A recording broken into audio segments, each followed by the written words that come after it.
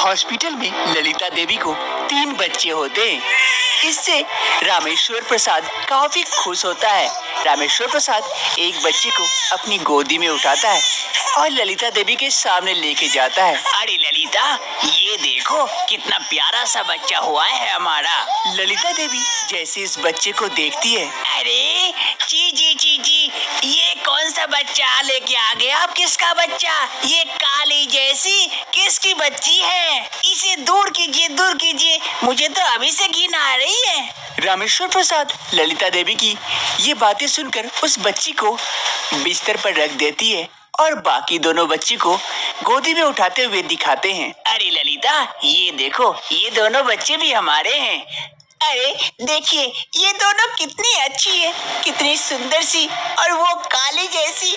ललिता देवी को 3 बच्चे होते हैं, उसमें से एक काली तो 2 गोरी। ललिता देवी काली बच्ची को एकदम से पसंद नहीं करती है।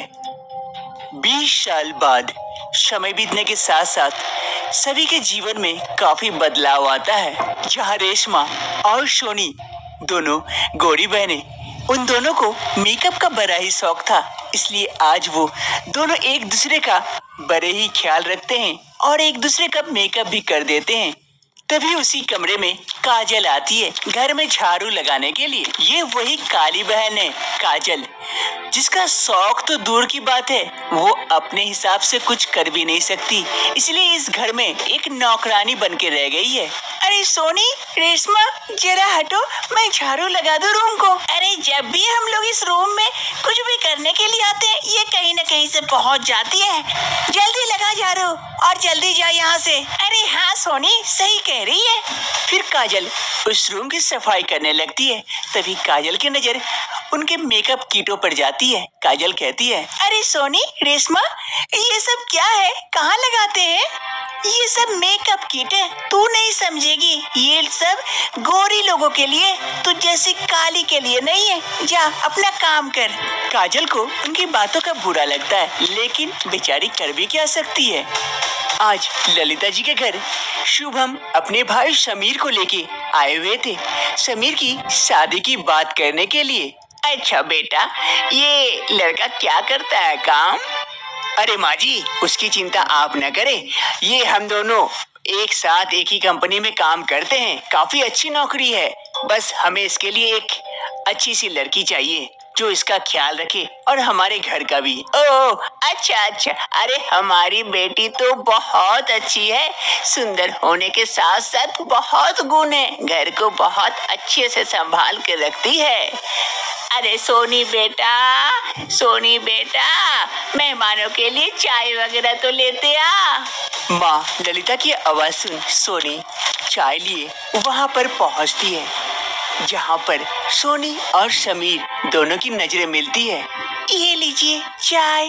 अरे आपकी लड़की तो बहुत सुंदर है। क्यों समीर, तुझे कैसी लगी? समीर और सोनी एक दूसरे को देखकर ही पहले पसंद कर चुके थे।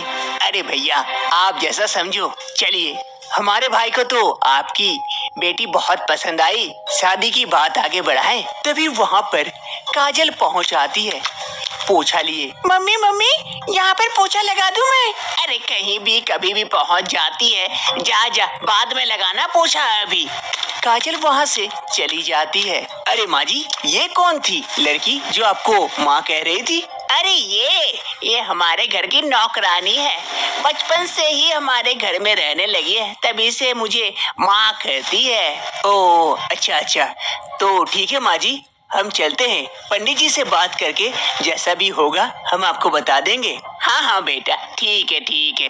समीर और शुभम वहाँ से चले जाते हैं और इधर सोनी इस रिश्ते से काफी खुश होती है, क्योंकि ये लोग काफी अमीर परिवार से थे। जो अरे काजल, तुझे तमीज वमीज नहीं है क्या? जब भी घर में कोई मेहमान आता है, तू अपना मुंह उठा के वहाँ पहुँच जाती है।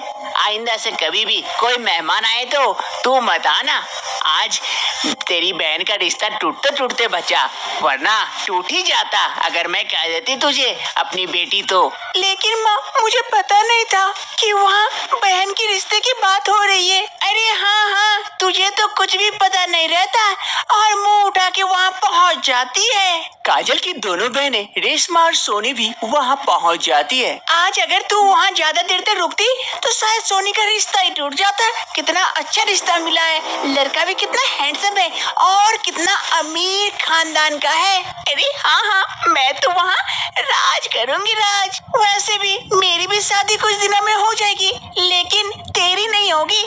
तू यहीं पर काम वाली बन के रह जाना हमेशा के लिए। अरे रेशमा, सोनी, तुम लोग चलो चलो यहाँ से। किचन में ज्यादा देर तक मत रुको, वरना तुम लोगों के चेहरे पर भी काली छा जाएगी। फिर शादी के लिए दिक्कत होगी। उसे खाना बनाने दो, चलो।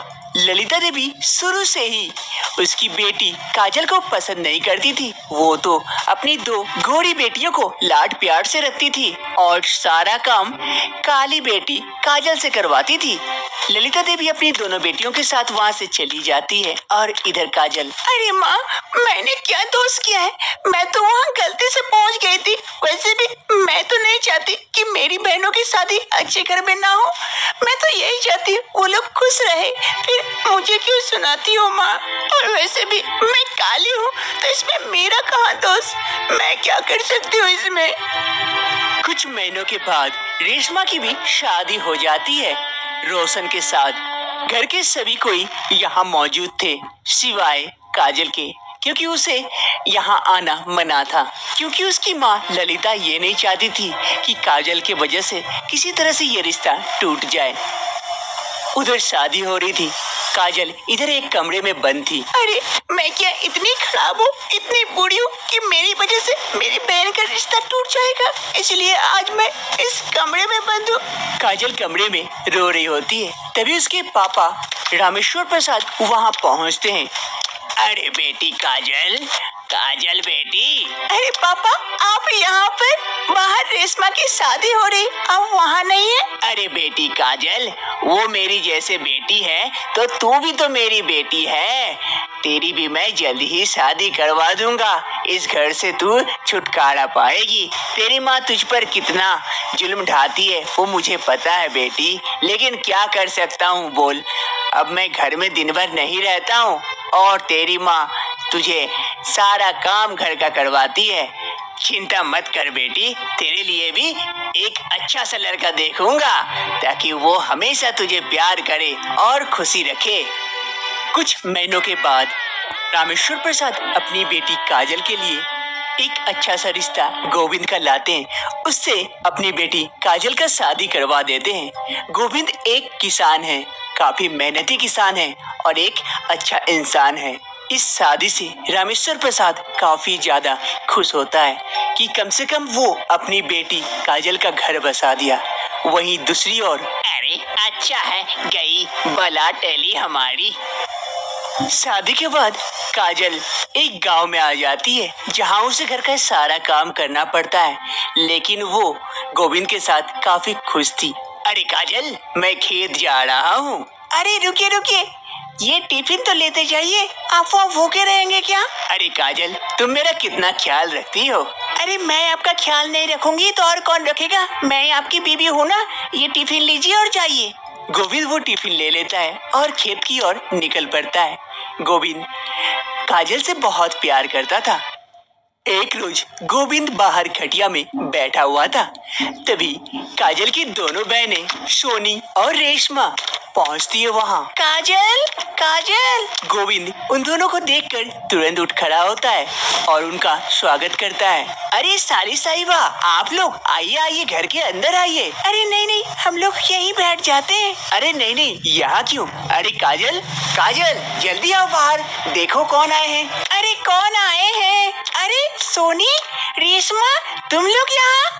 हाँ काजल, तुमसे मिलने का मन किया तो हम लोग यहाँ आ गए। अरे काजल, तुम इन दोनों को घर के अंदर लेके जाओ, मैं बाजार से आता हूँ। फिर काजल अपनी दोनों बहनों को घर के अंदर लेके जाती है और इधर गोविंद बाजार की ओर चल जाता है।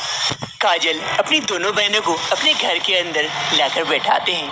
अरे रेशमा, सोनी, ये लो समोसा खाओ, खास तुम्हारे जीजा जी बाजार से लेके आए हैं। इनका टेस्ट बड़ा अच्छा है समोसा का। अरे नहीं नहीं, इसकी क्या जरूरत है? अरे साली साहिबा, खा के देखिए, एक बार खाइएगा तो उंगली तक चाट जाइएगा, इतना टेस्टी समोसा है। फिर काजल समोसा का प्लेट सोनी और रेशमा को दे देती है। वो दोनों समोसा खाते हैं। अरे वाह, सच में बहुत बढ़िया टेस्ट है। एक काम करो, तुम लोग दोनों थोड़ा सा बैठो, मैं खाना चढ़ा के आती हूँ। अच्छा ठीक है। अरे काजल, तुम्हारी बहन आई है इतने दूर से, तुम उन लोगों के साथ बैठ के बातें करो, खाना मैं चढ़ा देता हूँ। उधर तुम्हें देखने की कोई आवश्यकता नहीं है, मैं हूँ ना, मैं सब संभाल लूंगा। गोविंद ये कहते हुए रसोई की ओर चला जाता है और काजल जाके उनके बगल में बैठ जाती है और बहनों के साथ खूब बातें करती है। कुछ समय बाद, अरे तुम लोग बैठो, मैं एक बार आती हूँ, नहीं तो कहीं खाना में नमक ज्यादा या कुछ और दे दिए तो हुआ, आज खाने का कल्याण हो जाएगा। फिर काजल वहाँ से चली जाती है। अरे सोनी देख, इन दोनों में कितना प्यार है, कितना प्यार से रहते हैं ये दोनों। हाँ सही कह रही है रेशमा।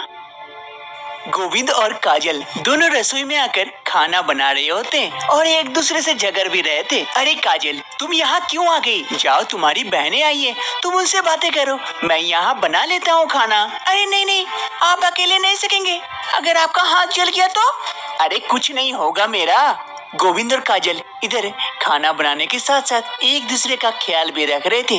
वहीं खिड़की के पीछे से सोनी और रेशमा ये सब देख रही होती है और खुद में अफसोस करती है। अरे सोनी देख, हमने क्या सोचा था और क्या निकला, ये दोनों कितने प्यार से रहते हैं और खुशी खुशी, भले ही इनके पास पैसा नहीं है ज्यादा, लेकिन एक दूसरे के साथ खुश रहते हैं। हाँ हाँ रेशमा सही कह रही है, और हमारे साथ जो बर्ताव होता है, हमारे पास इतना पैसा है लेकिन एक दिन भी हम चैन की सांस नहीं लेते। हाँ सोनी, इसीलिए किसी ने सच कहा है, पैसे से ज्यादा प्यार से रहना होता है। प्यार जिसके पास हो, पैसे की क्या जरूरत। देखो कितने खुशी से ये लोग हैं और हम लोग, हमारे पास पैसे हैं, सब कुछ है, लेकिन हम दोनों खुश नहीं है अपनी जिंदगी से। पैसे से ज्यादा प्यार अहमियत रखता है, भले ही पैसा कम हो लेकिन प्यार ज्यादा होना चाहिए तो जिंदगी खुशी खुशी कट जाती है, जैसे काजल और गोविंद की कट रही है।